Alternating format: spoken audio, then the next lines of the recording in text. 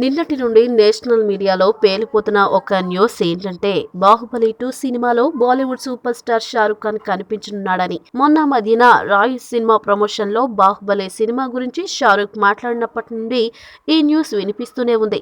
ఇదే విషయాన్ని మనం ఆల్రెడీ చెప్పుకున్నాం కూడా. అయితే ఈ మొత్తం వ్యవహారంపై బాహుబలి టీం భలే క్లారిటీ ఇచ్చేసిందిలే.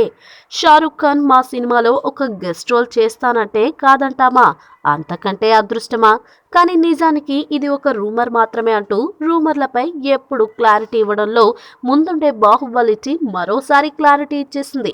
అంటే షారూఖ్ ఖాన్ అక్కడ కరణ్ జోహర్ కు ఎంత క్లోజ్ అయినప్పటికీ ఈ సినిమాలో మాత్రం మెరవలేదన్నమాట. అయితే ఎప్పుడు సౌత్ హీరోల పేర్లు మాత్రమే ఈ సినిమాలో నటిస్తున్నారంటూ వినిపించేది.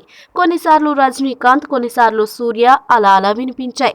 బహుశా ఈ హీరోలు బాహుబలి సినిమాను పొగడటం వలనే ఇలా వారి పేర్లు రెండో భాగంలో లింకప్ అయిపోతున్నాయిలే. ఇకపోతే బాహుబలి 2 సినిమాను ఏప్రిల్ 28న రిలీజ్ చేయడానికి అన్ని సన్నాహాలు చేస్తున్నాడు రాజమౌళి. బహుశా వచ్చే నెలలో ప్రమోషన్లు మొదలు పెడతారేమో చూడాలి.